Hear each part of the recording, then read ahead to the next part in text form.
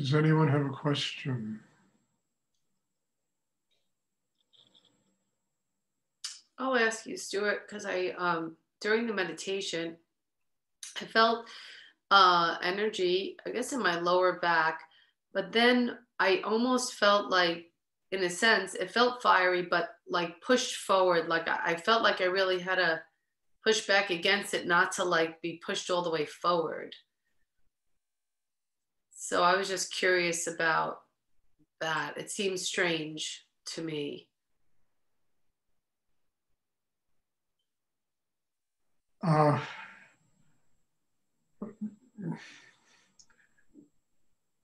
don't understand what you're actually, I mean, the energy was pushing you forward, so you were pushing it back?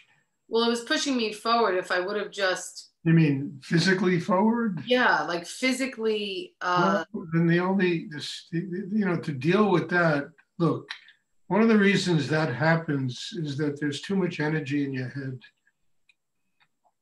and that's pulling you forward like that. And if you just bring that energy, as I keep repeating endlessly, into the hara, into the chakra below the navel, your whole system will straighten up.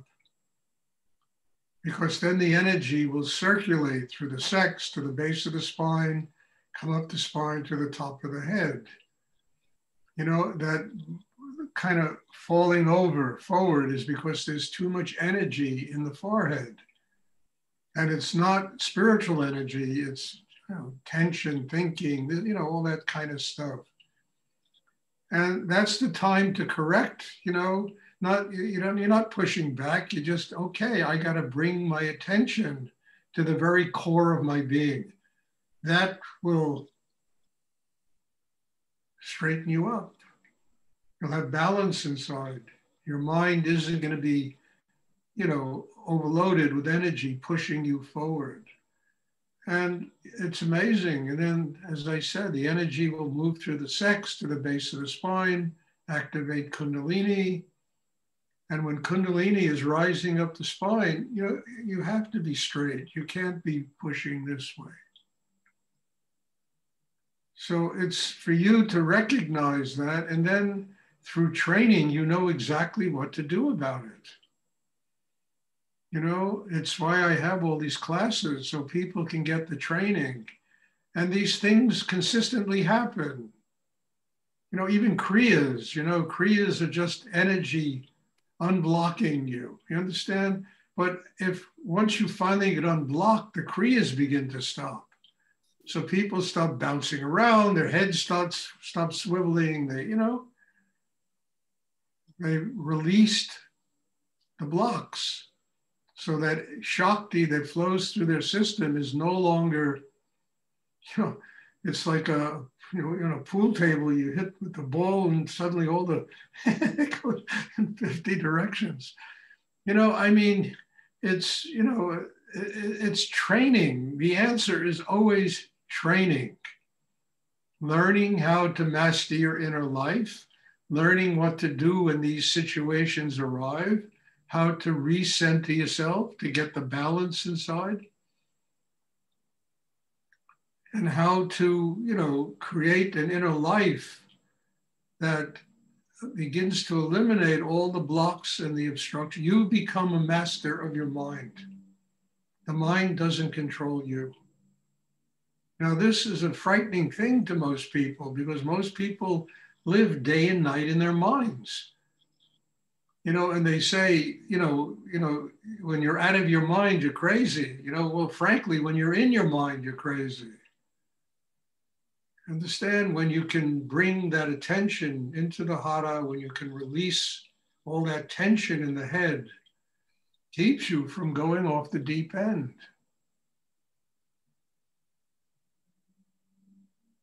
Now that you said that, I did realize sometime afterward, I felt energy like gushing down. So thank you. That was very helpful. You're welcome, Wendy. I'm here to help. That's my job.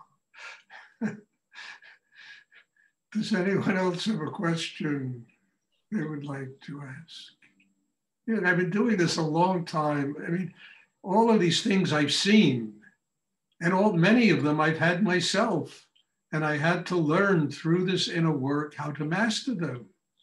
And then I can relay the secrets of the craft and how to use the craft so it's fully beneficial inside you instead of, you know, being kind of a half-assed attempt at having a spiritual life. Does anyone else have a question they would like to ask?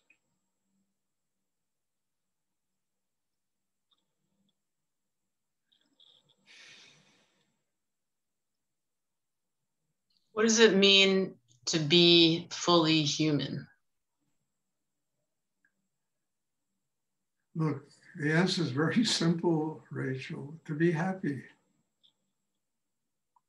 To be able to keep your heart open all the time.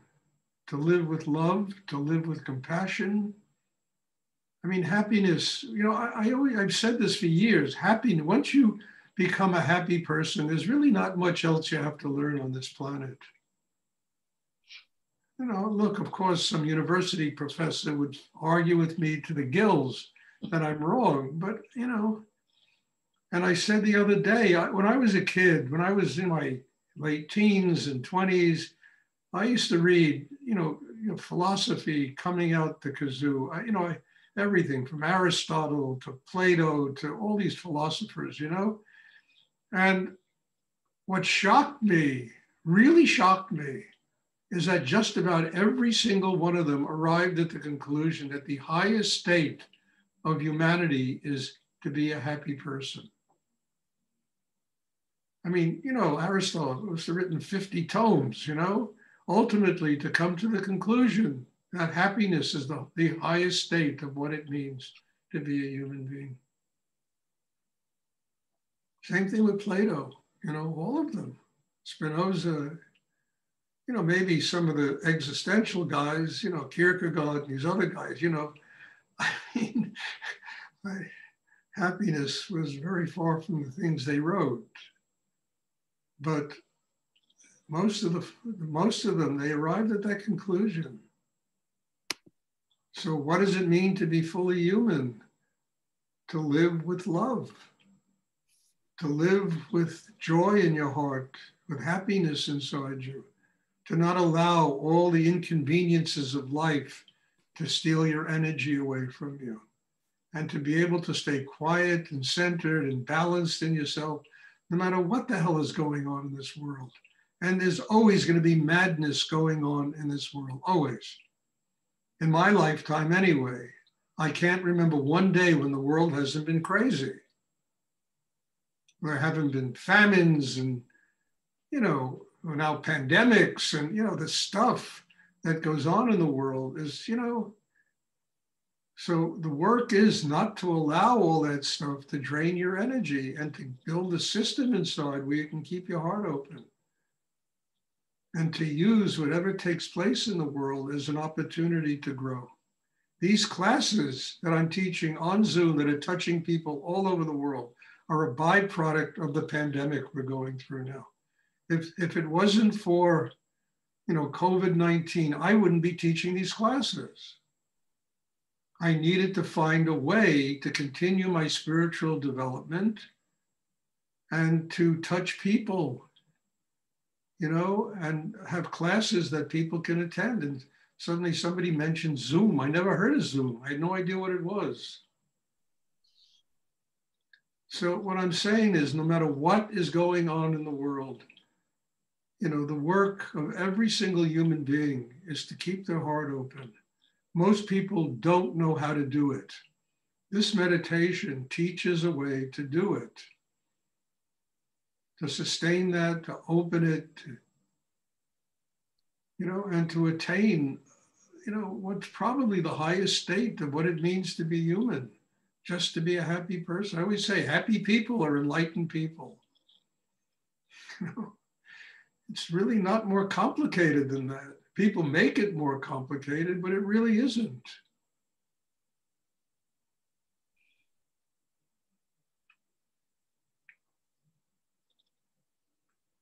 Does anyone else have a question I would like to ask?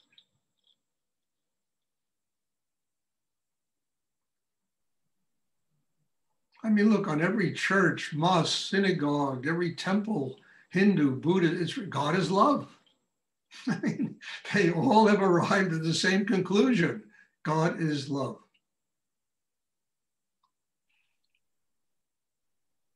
And how can we love if we don't have joy in our hearts and happiness inside us? Patience, forgiveness.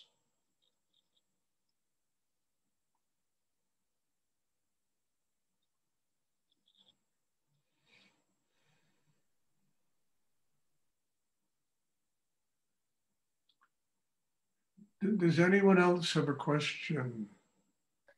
And the incredible thing, just to finish this up, is that it's possible to do what I'm talking about. This is not something that's impossible.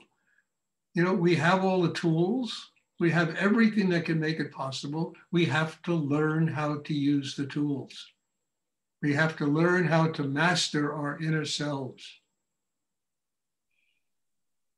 And that's exactly what this meditation is about, really. It's not about me being a teacher and a guru and people worshiping me. It's all bullshit, you know?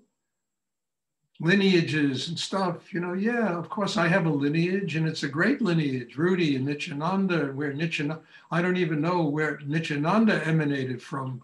I mean, I think it was just some avatar that was born on the earth. That's my lineage, but that is not the answer. The answer is for each and every person to use what they're learning to build a system inside that can enable them to live here with their hearts open. And it's not just focusing on the heart. That's not going to work. You got to build the entire chakra system. Because if you're focused on the heart and there's nothing in the hara below the navel, your whole system is going to be off balance. So the whole chakra system has to really open inside.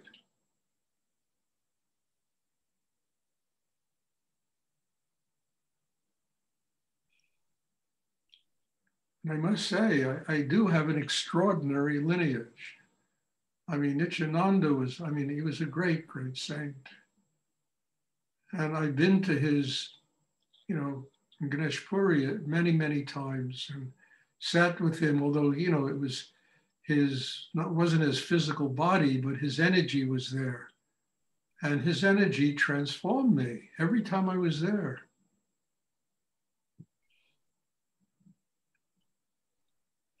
And Rudy, God bless him, without him, I wouldn't be here today.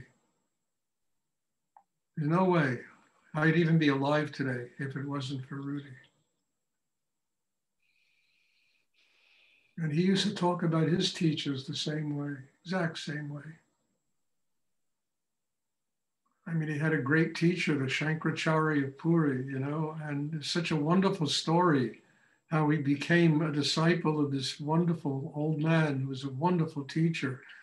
He and a big group of people met him at the airport. And everybody, oh, Baba, Baba, Baba, Baba, Baba, Baba, Baba, and everybody, Baba, Baba.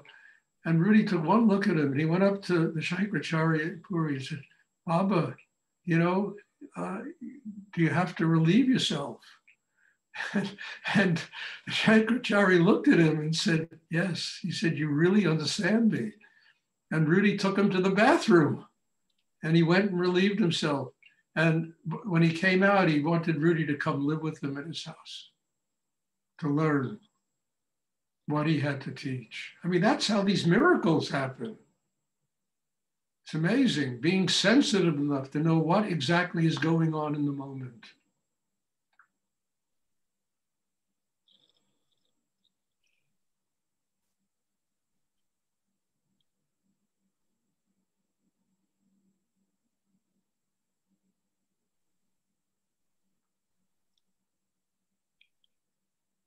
And he always said, out of gratitude to what he said, also the same thing I say, he would not be alive if it wasn't for these people that trained him, that taught him.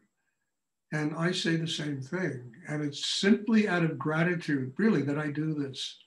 It's my service to God. It's my service to my teachers. It's my service to the people that made it possible for me to be alive today. doing this, serving God, serving a higher force in the universe. That's really become the central focus of my life now, you know?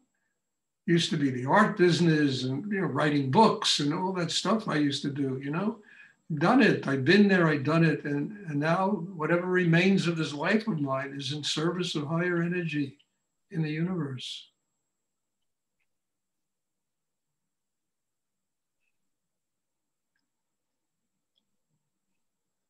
Does anyone else have a question they would like to ask? I hope this is clear. You know, I try to keep it as simple as I possibly can. I don't like to talk in, you know, Sanskrit language and all that stuff.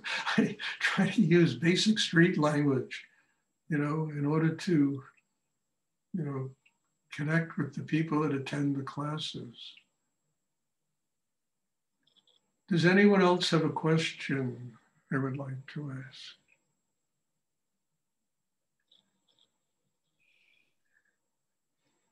Okay, if there are no more questions, there will be a meditation tomorrow evening. I'm looking forward to seeing you all. And again, God bless you all and thank you. What you drag out of me, I tell you, is just a miracle. And I'm so grateful that every one of you are here, you know, dragging these things that come out of me that I even listen to because, you know, I need to learn also how to continue to grow. So God bless you all and thank you. And there'll be a class tomorrow evening and I'm looking forward to seeing you. Thank you. Bless you. Thank you, Stuart. God bless you. Thank you, Stuart. You're welcome. Thank you. Brilliant. Good night.